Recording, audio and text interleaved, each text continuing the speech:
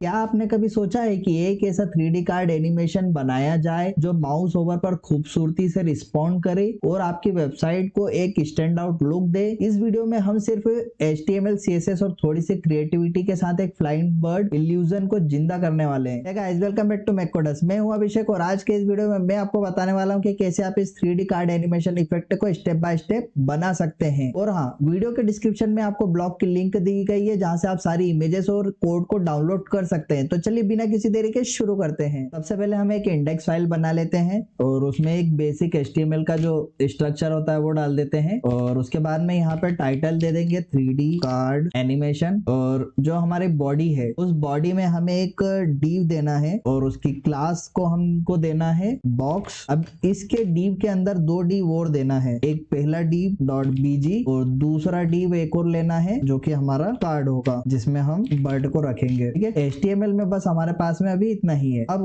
और कोई HTML का काम नहीं है। अब आ जाते हैं हमारी एक CSS फाइल में, एक style.css की आप चाहे तो सेपरेट फाइल बना सकते हैं या फिर आप चाहे तो यहीं पे टाइटल के नीचे एक स्टाइल टैग लगा के यहाँ से CSS को लिख सकते हैं। हम अभी के लिए अलग फाइल बना देते हैं। हमने अलग फाइल बनाई है तो इसको लिंक करना है, तो लिंक करने के लिए हम यहाँ पे लिंक CSS लिखेंगे और ये हमारी फाइल यहाँ पे लिंक हो जाएगी। आपका जो भी पाथ है आपको यहाँ पे वो देना है। अभी मेरा डायरेक्ट मेन पाथ पर ही है इसलिए मैंने डायरेक्ट style.css दे दिया है। अब सबसे पहले हम यहाँ पे एक बेसिक रीसेट करेंगे जिसमें हम देंगे स्टार और हमारा कोड होगा यहाँ पे मार्जिन 0, पेडिंग 0 और बॉक्स साइज को हम देंगे बॉर्डर बॉक्स, ताकि आपका सारा जो भी आप बॉक्स लेंगे वो सारा आपका पेडिंग मार्जिन सब उसके अंदर ही इंक्लूड रहेगा। ठीक है, अब यहाँ पे हम दूसरा एक करते हैं पेज का सेटअप। पेज के सेटअप में सबसे पहले हम यहाँ पे बॉडी दे देते हैं क्लास के तौर पे हमारी। उस बॉडी में हम यहाँ पे सबसे पहले डिस्प्ले फ्लेक्स लगाएंगे। डिस्प्ले फ्लेक्स लगाने के बाद यहाँ जस्टिफाई कंटेंट सेंटर आ जाएगा, अलाइन आइटम सेंटर। उसके बाद में उसकी मिनिमम हाइट को हम दे देते हैं 100 VH और एक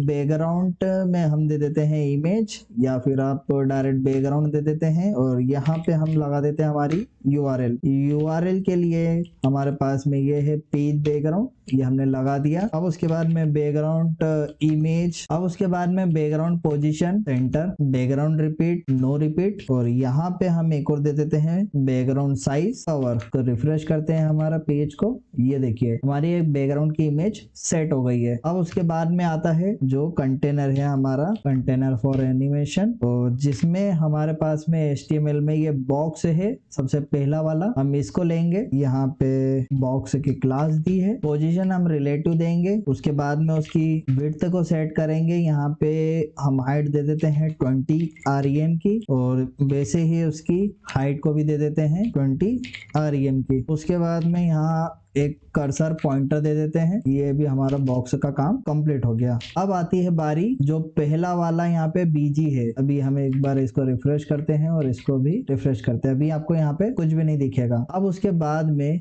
ये जो BG है पहला वाला कंटेनर यानी कि div, इसको हमें लेना है और इसमें कुछ स्टाइल देते हैं, जैसे कि यहाँ पे हम दे देते हैं अभी के लिए बैकग्राउंड सेटअप करते हैं इसका और यहाँ पे दे देते हैं क्लास BG और इस BG क्लास में सबसे पहले हम यहाँ पे विड्थ को देते हैं 100% और हाइट को भी दे देते हैं यहाँ 100%। अब उसके बाद में पोजीशन को हमें रिलेटिव देना है और उसके बाद में यहाँ पे बैकग्राउंड में हम एक इमेज लगाते हैं जो हमारी इमेज है यहाँ पे कार्ड के बैकग्राउंड वाली। इसको एक बार सेव करके यहाँ देखेंगे कि आप ये इमेज आ गई है। जो हाइट अभी हमारे को स्क्वायर में लग रही है तो हम एक बार हाइट इसकी बढ़ा देते हैं थोड़ी सी, ये थोड़ा रेक्टेंगल में हो गया। अब उसके बाद में सेम यहाँ पे भी बैकग्राउंड पोजीशन को यहाँ पे हम सेंटर दे देते हैं। उसके बाद यहाँ बैकग्राउंड साइज को कवर कर देते हैं और बैकग्राउंड रिपीट को नो रिपीट पे सेट कर देते हैं। ये देखिए हमारी इमेज प्रॉपर तरीके से सेट हो गई है। अब उसके बाद में इस बॉक्स को होवर करने पे जो हमारा BG है, अब इसमें हम यहाँ पे देते हैं ट्रांजिशन ट्रांसफॉर्म 1 सेकेंड और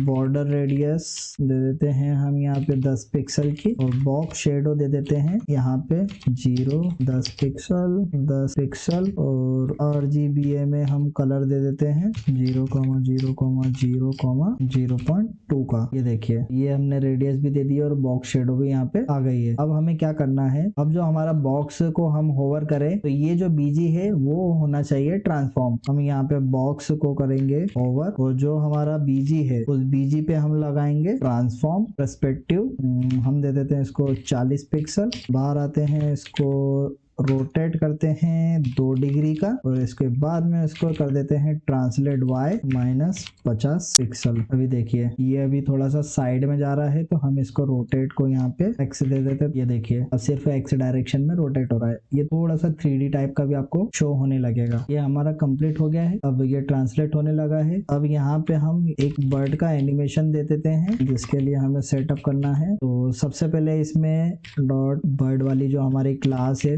उसको लेके आते हैं और इसमें दे देते हैं पोजीशन को एब्सोल्यूट और जो हमारी विड्थ है उसको 20 rem की सेट कर देते हैं और सेम हाइट को भी यहाँ पे 20 rem की सेट कर देते हैं। अब उसके बाद में यहाँ पे एक बैकग्राउंड इमेज लगाते हैं। बैकग्राउंड इमेज में यहाँ पे URL देंगे और जो हमारी 2 इमेज है उसमें से लेफ्ट वाली जो इमेज है वो लगा दी यहाँ पे। बैकग्राउंड रिपीट को नो रिपीट पे सेट कर दिया। बैकग्राउंड साइज को यहाँ पे 100% पे सेट कर दिया ताकि वो पूरा 100% हो जाए और यहाँ पे उसमें एक एनिमेशन दे देते हैं जो कि हमारा अभी के लिए नन रहेगा और उसको ट्रांजिशन दे देते हैं ट्रांसफॉर्म का 1 सेकंड का और इसको सेव कर देते हैं। ये अभी हमारे यहाँ पे इमेज आने लगी है। एक यहाँ पे हमने गड़बड़ कर दी है, यहाँ पे बैकग्राउंड को एब्सोल्यूट देना है और ये अभी जो हमारी बर्ड है वो स्टैटिक ही है, उसको हमें एनिमेट करना है। उसके लिए हमें सबसे पहले जो हमारा बॉक्स ओवर है जिसको हमने पहले बीजी के लिए लगाया था सेम अब ऐसे ही हमें इसको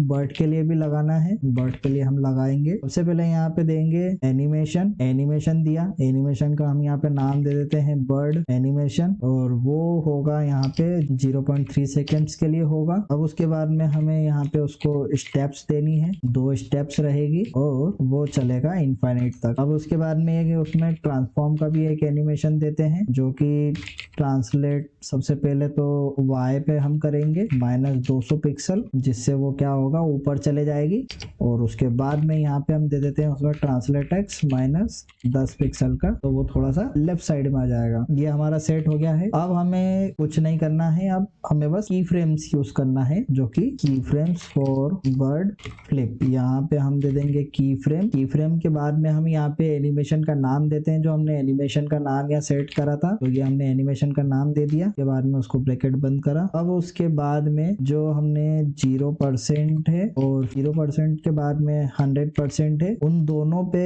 हम एक और देते हैं बैकग्राउंड इमेज। उस बैकग्राउंड इमेज में हम इमेज लगाते हैं हमारी लेफ्ट वाली और जो यहाँ पे 50% का एनिमेशन है उस पे भी हम एक बैकग्राउंड इमेज लगाएंगे और वो इमेज होगी हमारी राइट वाली। ये हमारा यहाँ पे कंप्लीट हो गया। ये देखिए अब जब भी हम इस पे होवर करेंगे तो हमारी इमेज फ्लिप होगी, पहले राइट फिर left, left right, left right, तो हमें ऐसा लगेगा वो 3D इफेक्ट आ रहा है। तो दोस्तों आज के वीडियो में बस इतना ही। आपको अगर वीडियो पसंद आई तो लाइक और शेयर करें और सब्सक्राइब करना ना भूलें। साथ ही अगर आपके पास कोई सवाल है या फिर अपने आइडियाज शेयर करना चाहते हैं तो नीचे कमेंट जरूर करें। तो मिलते हैं अगले वीडियो में, तब तक के लिए हंसते रहिए, मुस्कुराते रहिए। Thank you for watching.